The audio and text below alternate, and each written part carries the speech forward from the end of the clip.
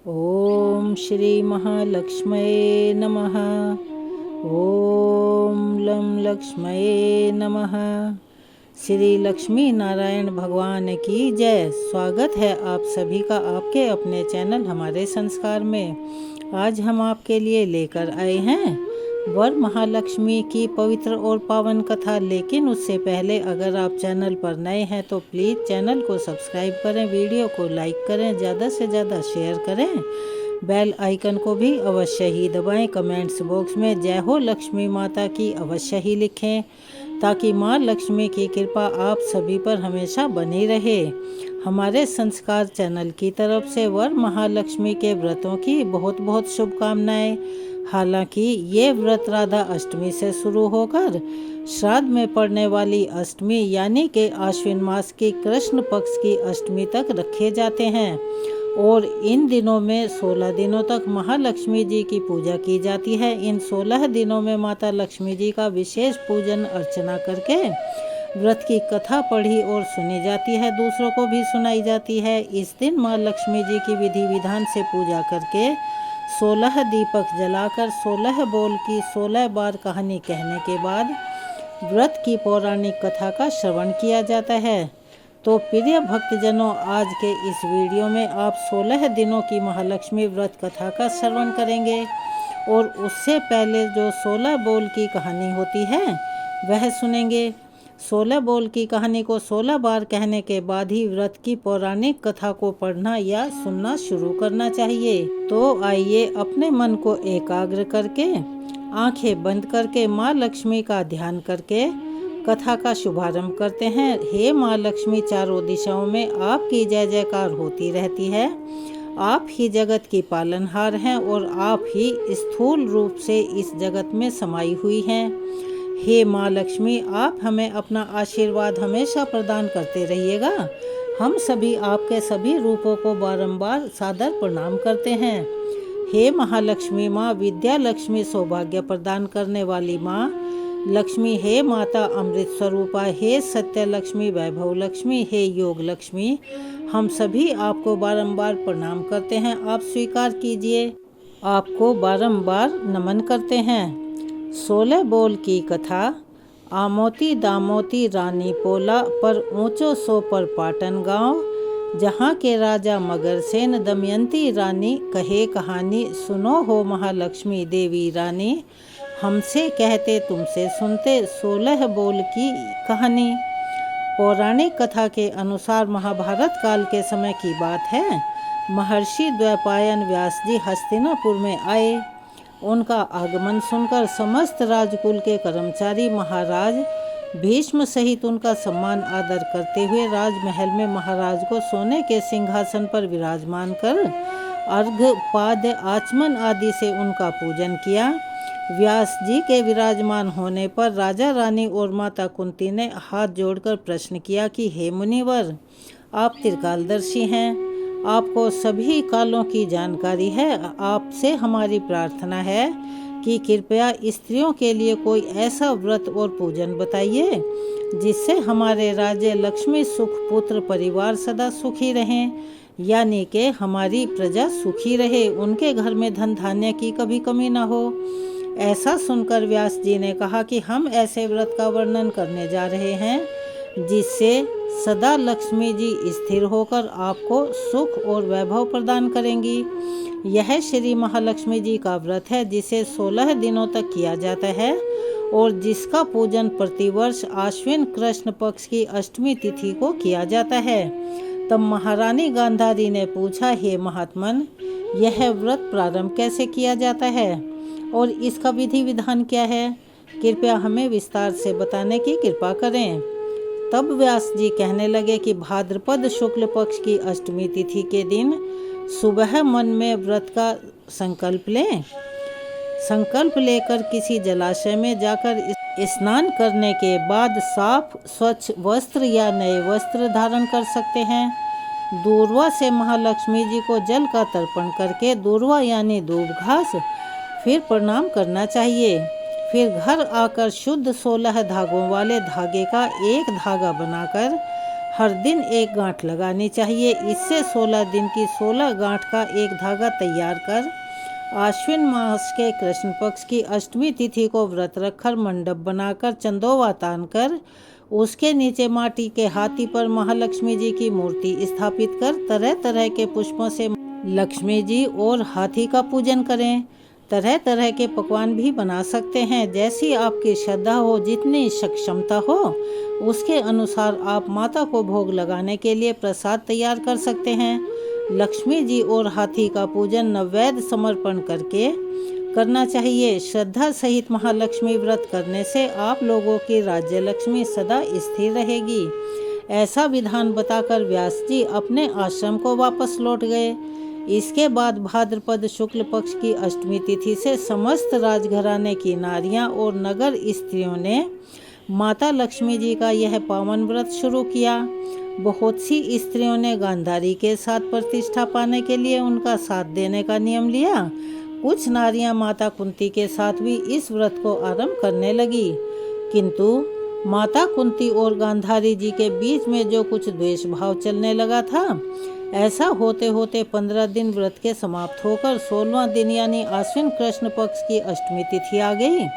उस दिन प्रातः काल से ही नर नारियों ने उत्सव मनाना आरंभ कर दिया और समस्त नर नारी राजमहल में गांधारी जी के यहाँ उपस्थित होकर तरह तरह से महालक्ष्मी जी के मंडप और माटी के हाथी बनाने और सजाने की तैयारी करने लगी। गांधारी जी ने नगर की सभी स्त्रियों को बुलाने के लिए सेवक भेजा, परंतु माता कुंती को बुलावा नहीं भेजा, ना ही कोई सूचना भेजी गई। उत्सव में बाजे गाजे की धुन बजने लगी, जिससे सारे हस्तिनापुर में खुशी की लहर दौड़ गई। माता कुंती ने इसे अपना अपमान समझा और बहुत दुखी होकर बैठ गई। व्रत की कोई तैयारी नहीं की। इतने में ही महाराज युधिष्ठिर, अर्जुन, भीमसेन, नकुल, सहदेव सहित 5 पांडव वहां आ गए और अपनी माता को दुखी और गंभीर देखकर अर्जुन ने उनसे प्रार्थना की कि हे माते, आप इतने दुखी क्यों दिख रहे हो? क्या हम आपके दुख का कारण समझ सकते हैं और दुख दूर करने में भी सहायक हो सकते हैं? आप बताइए तो सही। तब माता कुंती ने कहा कि बेटा, कुल में रिश्तेदारों द्वारा किए गए अपमान से बढ़कर कोई दूसरा दुख नहीं होता। आज नगर में महालक्ष्मी व्रत उत्सव में रानी गांधारी ने सारे नगर की औरतों को सम्मान से बुलाकर ईर्ष्यापूर्वक मेरा अपमान करके उत्सव में मुझे नहीं बुलाया है। तब अर्जुन ने कहा, माता, क्या वह पूजा का विधान सिर्फ दुर्योधन के महल में ही हो सकता है? आप अपने घर में नहीं कर सकती? तब माता कुंती ने कहा, बेटा, कर तो सकती हूँ, पर साज सामान इतनी जल्दी तैयार नहीं हो पाएगा, क्योंकि गांधारी के 100 पुत्रों ने माटी का विशाल हाथी तैयार किया है और पूजा करके सजाया है। ऐसा विधान तुमसे नहीं बन पाएगा। उनके उत्सव की तैयारी आज दिन भर से हो रही है। अब हमारे पास इतना समय भी नहीं है और ना ही इतनी सामग्री है। तब पार्थ ने माता से कहा कि माता, आप पूजा की तैयारी कर नगर में बुलावा भेजिए। मैं ऐसे हाथी पूजन में लेके आऊँगा कि हस्तिनापुर वासियों ने कभी देखे ही नहीं होंगे और ना कभी उसका पूजन किया होगा। मैं आज ही इंद्रलोक से इंद्र का हाथी ऐरावत जी, जो कि बहुत ही पूजनीय है, बहुत शुभ है, उसे लेकर आता हूँ। आप अपनी बस तैयारी कीजिए। इधर माता कुंती ने सारे नगर में पूजा का ढिंढोरा पिटवा दिया। अब पूजा की विशाल तैयारी होने लगी। तब अर्जुन ने सुरपति इंद्र को ऐरावत भेजने के लिए पत्र लिखा और एक दिव्य बाण में बांधकर धनुष पर रखकर देवलोक इंद्र की सभा में फेंक दिया। उस पत्र को देवराज इंद्र ने पढ़ा और फिर अर्जुन को उत्तर लिखा कि हे पांडु कुमार, मैं ऐरावत को भेज तो दूंगा, परंतु वह इतनी जल्दी स्वर्ग से कैसे उतर सकता है? तुम इसका उत्तर शीघ्र लिखो। पत्र पाकर अर्जुन ने बाणों का रास्ता बनाकर हाथी के उतरने की बात लिखकर पत्र वापस कर दिया। अब इधर स्वर्गलोक में इंद्र ने सारथी को आज्ञा दी कि हाथी को पूर्ण रूप से सजाकर हस्तिनापुर में उतारने का प्रबंध किया जाए। महावत ने तरह तरह के साज सामान से ऐरावत हाथी को सजाया। देवलोक की अंबर झूल डाली गई, स्वर्ण की पालकी रत्न जड़ित कलशों से बांधी गई, माथे पर रत्न जड़ित जाली सजाई गई, पैरों में घुंघरू सोने की मणियां बांधी गई, जिनकी चकाचौंध पर मानव जाति की आंखें ठहर ही नहीं सकती थी। इधर सारे नगर में धूम हुई कि माता कुंती के घर सजीव इंद्र का ऐरावत बाणों के रास्ते स्वर्ग से उतरकर पूजा जाएगा। अब सारे नगर के नर नारी, बालक और वृद्धों की भीड़ ऐरावत को देखने के लिए माता कुंती के द्वार पर जुटने लगी। गांधारी के राजमहल में भी इस बात की चर्चा फैल गई। अब तो नगर की नारियां पूजा थाली लेकर वहां से भागने लगी। माता कुंती के महल में उपस्थित होकर देखने लगी कि देखते ही देखते सारा महल पूजा करने वाली नारियों से भर गया। सारे नगर वाले ऐरावत के दर्शनों के लिए गली, सड़क, महल, अटारी में एकत्रित हो गए। माता कुंती ने ऐरावत को खड़ा करने हेतु रंग बिरंगे चौक पुरवाकर नए रेशमी वस्त्र बिछा दिए। हस्तिनापुरवासी तरह तरह के स्वागत की तैयारी में फूल, माला, अबीर, केसर हाथों में लेकर खड़े हो गए। इधर देवराज इंद्र की आज्ञा पाकर ऐरावत हाथी स्वर्ग से बाणों के बने हुए रास्ते में धीरे धीरे आकाश मार्ग से उतरने लगा। उसके आभूषणों की आवाज नगर वासियों को आने लगी। ऐरावत के दर्शन के लिए नर नारियों ने जय जयकार के नारे लगाना आरंभ किया। ठीक सायंकाल ऐरावत माता कुंती के महल के चौक में उतर आया। समस्त नर नारियों ने पुष्पमाला, अबीर, केसर चढ़ाकर हाथी का स्वागत किया। उधर महारानी गांधारी के महल में नारियों की जो भीड़ माता लक्ष्मी जी के पूजन के लिए इकट्ठा हुई थी, अब वहां पर पूजा करने के लिए कोई भी नर नारी नहीं बची। वे सारी नारियां अब इधर माता कुंती के महल में उपस्थित हो चुकी थी। महाराज धौम्य पुरोहित द्वारा ऐरावत पर महालक्ष्मी जी की मूर्ति स्थापित कर वेद मंत्रों द्वारा पूजा की गई।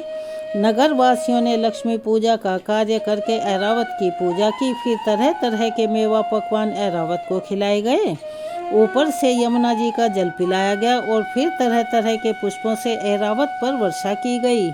पुरोहित जी के द्वारा स्वस्ति वाचन कर व्रती नारियों द्वारा लक्ष्मी जी का पूजन विधि विधान से करवाया। माता कुंती ने व्रत के डोरे से धागे में 16वीं गांठ लगाकर लक्ष्मी जी के सामने समर्पित किया। ब्राह्मणों को पकवान, मेवा, मिठाई देकर भोजन की व्यवस्था की गई। तब वस्त्र, द्रव्य, सोना और अन्य आभूषण देकर ब्राह्मणों को संतुष्ट किया गया। इसके बाद सभी नर नारियों ने महालक्ष्मी जी का दीपक जलाकर प्रेम से संपूर्ण पूजन कर आरती की। आरती करने के बाद माता रानी को लगाए गए भोग को प्रसाद के रूप में ग्रहण किया। यह थी महालक्ष्मी व्रत की पहली पौराणिक कथा। चलिए एक बार मेरे साथ प्यार से बोलिए माता लक्ष्मी की जय। अब हम आपको सुनाने जा रहे हैं दूसरी कथा। पौराणिक कथा के अनुसार प्राचीन काल में एक बार एक गांव में एक गरीब ब्राह्मण रहा करता था। वह भगवान विष्णु का परम भक्त था। एक दिन उसकी भक्ति से प्रसन्न होकर भगवान विष्णु ने उसे दर्शन दिए और मनचाहा वरदान मांगने को कहा। ब्राह्मण ने कहा कि उसके घर में हमेशा लक्ष्मी जी का वास बना रहे। इस इच्छा को जानने के बाद श्री विष्णु जी ने कहा कि उसे लक्ष्मी तो प्राप्त हो सकती है, लेकिन उसके लिए उसे थोड़ा सा प्रयत्न करना होगा। भगवान विष्णु ने उस ब्राह्मण से कहा कि मंदिर के सामने एक स्त्री रोज आती है और वहां आकर उपले थापती है।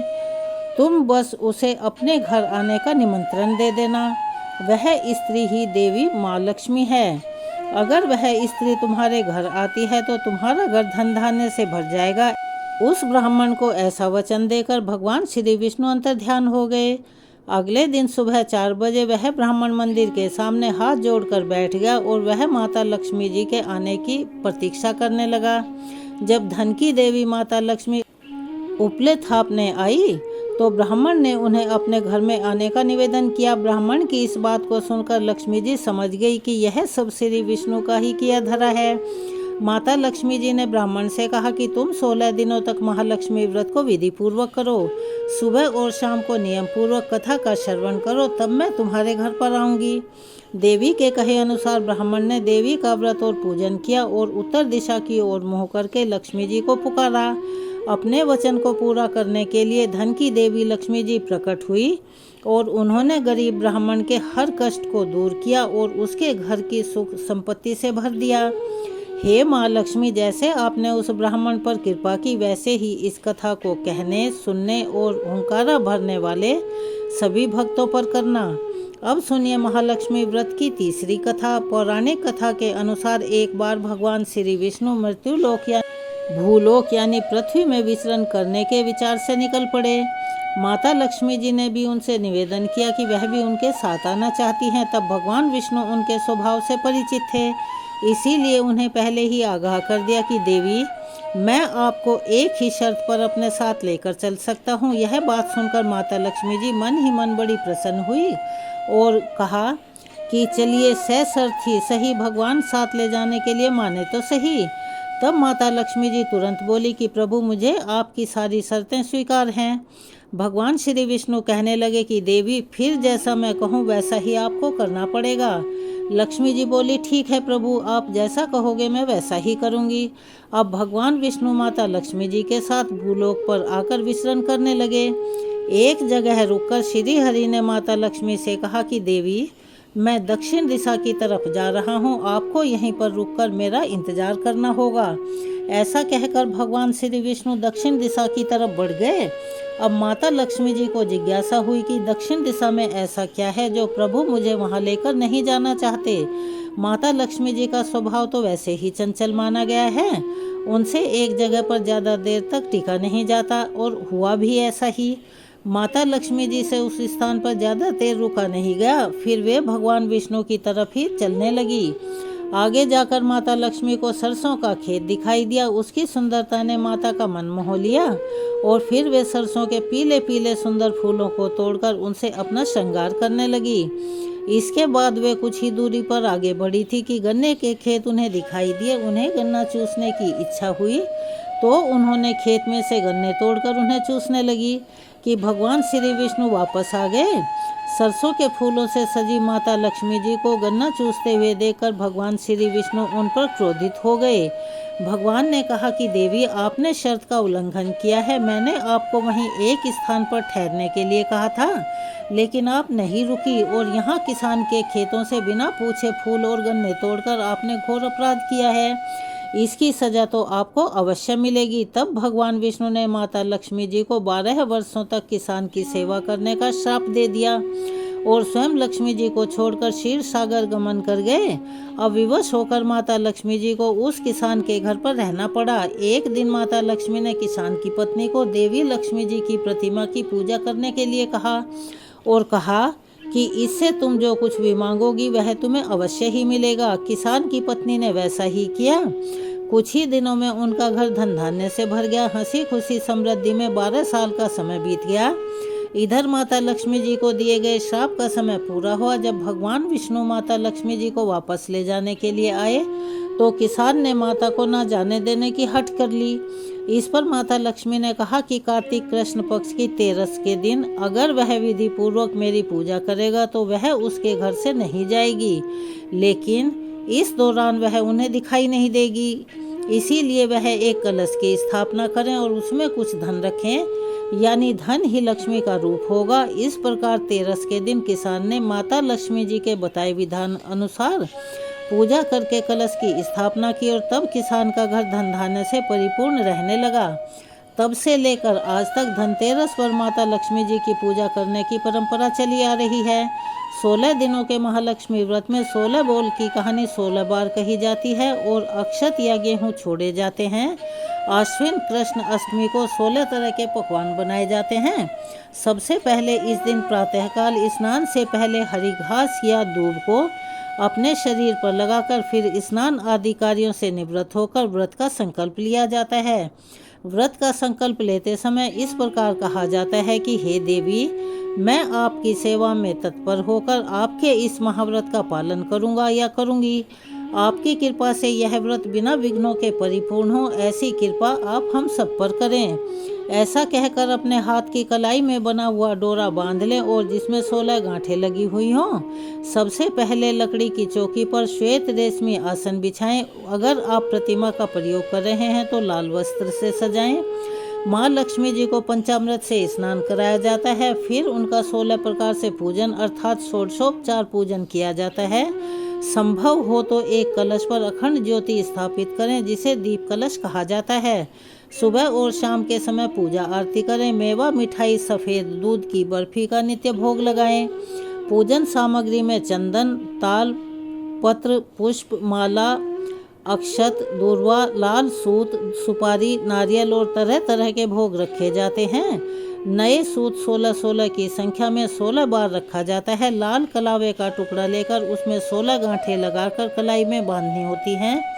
इस प्रकार पहले दिन सुबह पूजा के समय प्रत्येक घर के सदस्य इसे बांधें और पूजा के बाद इसे उतारकर लक्ष्मी जी के चरणों में रख दें और इसका प्रयोग पुनः अंतिम दिन संध्या पूजा के समय होगा। इसके बाद व्रत करने वाले उपवासक को ब्राह्मणों को भोजन कराना होता है और फिर दान दक्षिणा देकर संतुष्ट किया जाता है। और फिर इस प्रकार कहा जाता है कि क्षीर सागर से प्रकट हुई हे माँ लक्ष्मी, चंद्रमा की सहोदर श्री विष्णु वल्लभा महालक्ष्मी जी, इस व्रत से संतुष्ट हो। इसके बाद 4 ब्राह्मण और 16 ब्राह्मणियों को भोजन कराना चाहिए। इस प्रकार यह व्रत पूर्ण होता है। इस प्रकार जो इस व्रत को करता है उसे अष्टलक्ष्मी की प्राप्ति होती है। उद्यापन की विधि इस प्रकार से है।